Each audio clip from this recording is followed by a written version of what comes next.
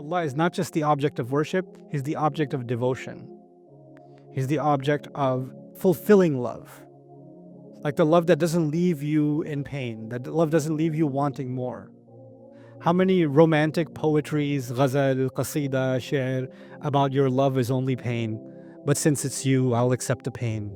You know, I love how it hurts and all that stuff. Because love is always associated with some kind of pain. But with Allah, it's filled with fulfillment, contentment, Sakīnah, right? And that's what Allah Azza wa Jalla is describing His name with. I recognize that I am not able to control everything in a situation. So whatever is out of my control, I'm handing it over to Allah. Allah who controls the east and the west. Allah who there's no ilah, no one to turn to except Him. Therefore, Allah says, now take Him as your wakīl. Everything that is out of your control, leave it to Him. Your sabh is in your control. Your standing in the night is in your control, isn't it? But there are things, Allah is now by saying, فَاتَّخِذُوا وَكِيلًا, Allah is actually saying there are other things that are completely out of your control. How will someone react to the da'wah of the Prophet ﷺ? Is that in his control? No. Will someone become violent with him? Will someone accept and then reject later? Or someone reject and accept later? None of that is under his control. The thing that's being taught, the first lesson that's being taught in Tawakkul to Allah is that human beings can never control other human beings.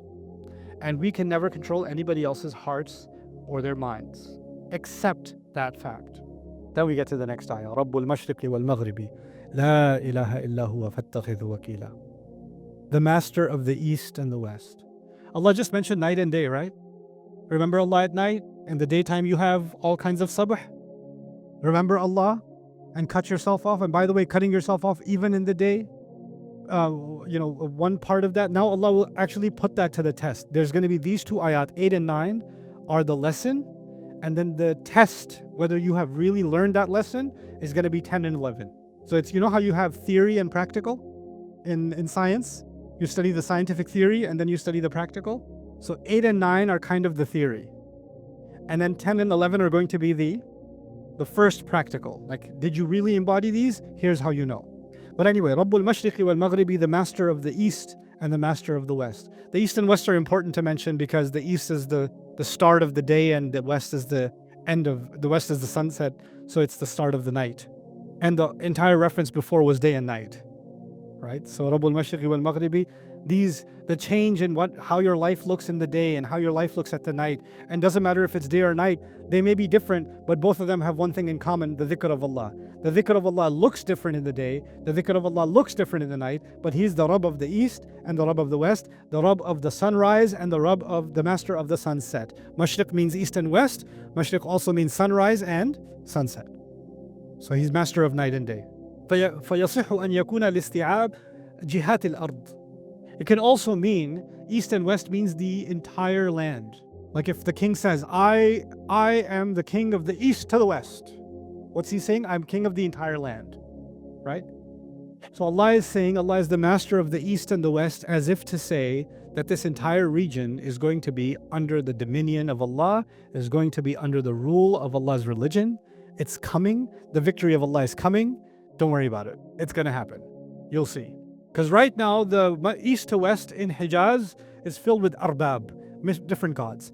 But time is coming. And how will you know that? La ilaha illa huwa. There's no one to be worshipped, loved, adored, obeyed in any way, shape, or form except He. We're all familiar with La ilaha illallah, but I'm just going to give you a quick note on the word ilah that you may not be familiar with. Ilah comes from the word wala. Wala. And wala actually means an object of intense love. An object of intense love. And a kind of love, when you have it, you don't feel the need for anything else. When a love is fully self-sufficient, it's actually called wala or wuluh in Arabic. And from it, we get the idea of the ilah or the ma'luh also in some readings of this word in Arabic. And that suggests that Allah is not just the object of worship, He's the object of devotion. He's the object of fulfilling love. Like the love that doesn't leave you in pain, that the love doesn't leave you wanting more. How many romantic poetries, ghazal, qasida, shi'r, about your love is only pain, but since it's you, I'll accept the pain. You know, I love how it hurts, and all that stuff. because love is always associated with some kind of pain. But with Allah, it's filled with fulfillment, contentment, Sakīnah, right? And that's what Allah Azza wa Jalla is describing His name with.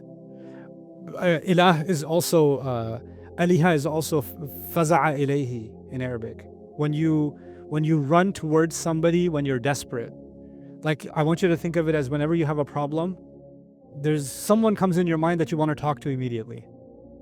Or something great happens and immediately want to text somebody. Guess what just happened, right?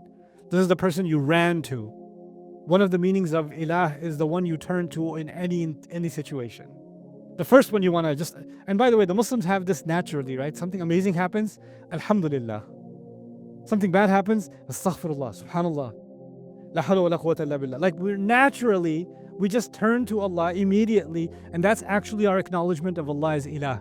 And even in our culture, it's a very beautiful thing that we do that. That in any occasion, we have an easy way to just turn to Allah and to remember Allah in that way.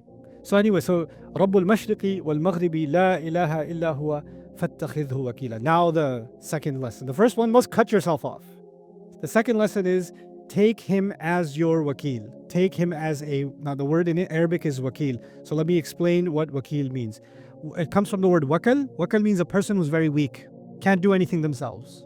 Ajiz, and they're laysa binafidh. If you tell them to finish a task, they can't finish the task. Like some of your kids. Clean the room. My back hurts. Right? So they're wakal at that time. And yakilu amrahu ila ghayrihi, what that means is when you say, I can't do it, could you do it for me? I'm incapable of doing this. I'm just going to leave it to you. I'm relying on you to do it. The word wakal was used for a person that is slow or too dumb to do something or too weak to do something. They're doing it too slowly so it didn't get done. They're too dumb so they didn't do it right, or they're too weak to do it. Wakalatin naqa, when a camel is not performing, then the camel is wakal. From it comes the idea of tawakkul. I recognize that I am not able to control everything in a situation. So whatever is out of my control, I'm handing it over to Allah. Allah who controls the east and the west. Allah who there's no ilah, no one to turn to except Him. Therefore, Allah says, now take Him as your wakil. Everything that is out of your control, leave it to Him. Your sabh is in your control. Your standing in the night is in your control, isn't it? But there are things, Allah is now by saying fattakhidhu wakila, Allah is actually saying there are other things that are completely out of your control. How will someone react to the da'wah of the Prophet ﷺ? Is that in his control? No. Will someone become violent with him? Will someone accept and then reject later? Or someone reject and accept later? None of that is under his control. The thing that's being taught, the first lesson that's being taught in tawakkul to Allah is that human beings can never control other human beings. And we can never control anybody else's hearts or their minds. Accept that fact. Just internalize, I don't have control. I don't have control. I don't have control over my son. I don't have control over my daughter. I don't have control over my wife. I don't have control over my husband. I have control over myself. Allah will ask me how I use that control. And everything else, Allah, I'm handing control over to who? To Allah. فَاتَّخِذْهُ وَكِيلًا. You do your mission. You're not seeing any results. Rasul ﷺ may be doing his da'wah, and every day things are getting more aggressive, like I was mentioning before, and he's not seeing any results. And Allah is saying that's not under your control anyway. That's not what I'm asking you to do. Results are not up to you. Control is not up to you. لَسْتَ عَلَيْهِمْ بِمُسَيْطِرٍ. You're not in charge of them. You're not controlling them. Hand that over. This is where human beings have to accept their weakness, their inability.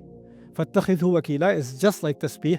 In tasbih, we declare the perfection of Allah and our imperfection. In tawakkul, we declare Allah's ability to do something and our inability. We have to accept our lack of control and Allah's complete control. فَاتَّخِذْهُ وَكِيلًا. Take Him as someone who you leave your matters to. اتَّكَلَ. So when you surrender your matter to someone. التوكيل أن تعتمد على غيرك وتجعله نائبا عنك. When you completely leave something in somebody's hands and you don't even think about it anymore. One of my favorite examples of tawakkul in the Quran, practical examples of tawakkul in the Quran, is in Surah Al-Nur. So I'll share that briefly with you. In Surah Al-Nur, there was a rumor about Aisha radiallahu anha. You guys remember? Yeah? Now, the thing with rumors is maybe one person started it. But does it stay with one person? it goes to 2 people, 2 to 7 people, 7 to 50 people, 50 to 1,000 people. Keeps going, keeps going, keeps going. And by the time you hear it, somebody's saying this about you. You're like, who told you? Oh, I don't want to talk about it. No, tell me who told you. Well, I was at this party and this guy was saying, what did he look like? Oh, he was wearing a t-shirt. Okay, I'm going to find him. And then you find that guy. Hey, so you said something. I didn't say anything. You did. I found out you said, yeah, I did say it. Who told you? And you have in your basement, you've got a picture board and you got a hit list of who told who told who told, because you want to get to the who started this. Can you ever get there? No. And some people didn't say that much bad stuff about you. Some people said a lot about you. Some people spoke little, some people spoke much. And you're trying to make this fire stop. And the only way you'll make it stop is you're going to go after everyone who said something. You're going to screenshot everybody, right? And collect names. I have a hit list, right? Is that possible? No. Is the situation any longer in your control? No, it's not in your control. What does Allah say? لِكُلِّ امْرِئٍ مِّنْهُمْ مَا اكْتَسَبَ مِنَ الْإِثْمِ. The ones who started this rumor, every one of them will get however much sin they did from this. Some people said a lot, some people said a little. Some people just sat there and listened and said, oh, really? And the people who said, oh, really? They got a little bit sin too. Other people, really, tell me more. They got a little bit more sin. The guy who started the whole thing, وَالَّذِي تَوَلَّى كِبْرَهُ, the one who started the whole thing, he's going to get the biggest. But did Allah say, this is the guy who's getting the biggest? This one's going to get 97%. This one's going to get 50%. This one's going to get 5%. Did Allah tell the believers who did what? No. Basically, Allah is telling us, leave that to me. Leave it alone. That's not for you. That's tawakkul. The word tawakkul is not used in that ayah, but tawakkul is being taught in that ayah, practically. Right?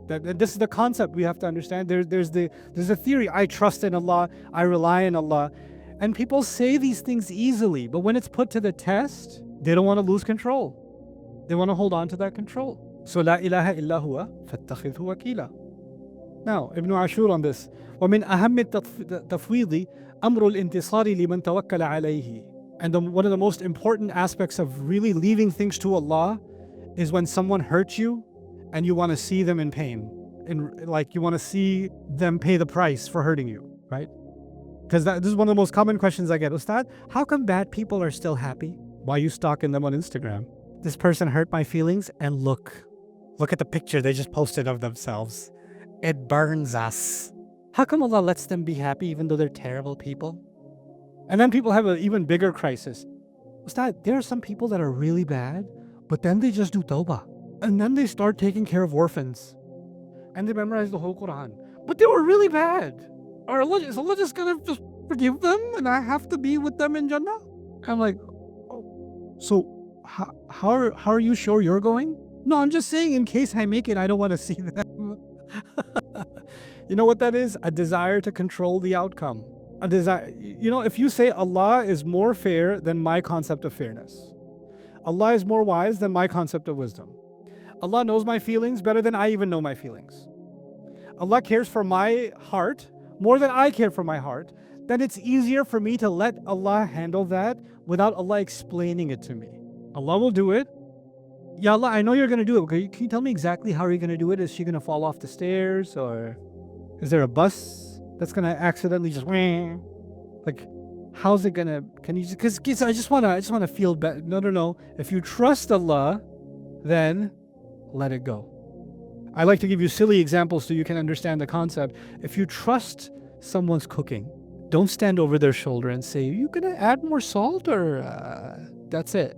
Like if you trust her, just go walk away. You trust it. If you're trusting Allah with something, then no longer concern yourself with it. It's in someone's control who will handle this better than anybody else could handle it. Then you should be completely content. Now you're not worried about who said what, who's doing this. Is Allah going to do justice with these people or those people or those people? No. Am حسب الذين يعملون السيئات أن يسبقونا ساء ما يحكمون. are people who thinking they did wrong. You think they got away from us? What a terrible decision they made. So he's saying one of the biggest aspects of tawakkul in Allah is letting it go, letting the need for revenge or vengeance or justice go. فإن النبي صلى الله عليه وسلم لما بلغ قول المشركين فيه اغتم لذلك, when Rasul صلى الله عليه وسلم heard what the mushrikeen were saying about him, he's a liar, he's a poet, he's a magician, he's a kahin, when he heard these things, it upset him. وقد روي أن ذلك سبب تسمله من موجدة الحزن. And that's why he was wrapping himself in a blanket, if you remember the beginning of the surah. فأمره الله بأن لا يعتمد إلا عليه. So Allah told him, don't let this worry you, because who's handling that situation? Allah, let them talk. That's Allah's, that's not you to deal with, that's Allah to deal with. That should not worry you. رب المشرق والمغرب لا إله إلا هو فاتخذه. After Maghrib, you're turning to Allah. In the Mashriq, they're talking about you. And even when you're talking to Allah, they're holding their meetings on how to kill you or how to hurt you or how to end your mission. Don't worry about it. Don't worry, that's not your concern. وهذا تكفل بالنصر ولذلك عقب بقوله واصبر على ما يقول. So which is then leading us to the practical next. I'm going to skip that one. But one thing I will show you though. In this ayah we see La ilaha illa huwa, which is a statement of our declaration of worship of Allah. Everybody knows that. And immediately after it's followed by فَاتَّخِذْهُ وَكِيلًا. And other places in the Quran, فَاعْبُدْهُ وَتَوَكَّلْ عَلَيْهِ. Worship him and rely on him. Even in the Fatiha, إِيَّاكَ نَعْبُدُ is about worship. إِيَّاكَ نَسْتَعِينُ, seeking his help, is about tawakkul, isn't it? So what are we learning? The first element of worship. Once you enter into the worship of Allah, one of the first manifestations that I've truly entered into the worship of Allah, is I learned to let some things be handled by Allah that are out of my control, and I just say I completely have trust in him. He's the only one. Allahul Musta'an. That's it. It's good enough for me.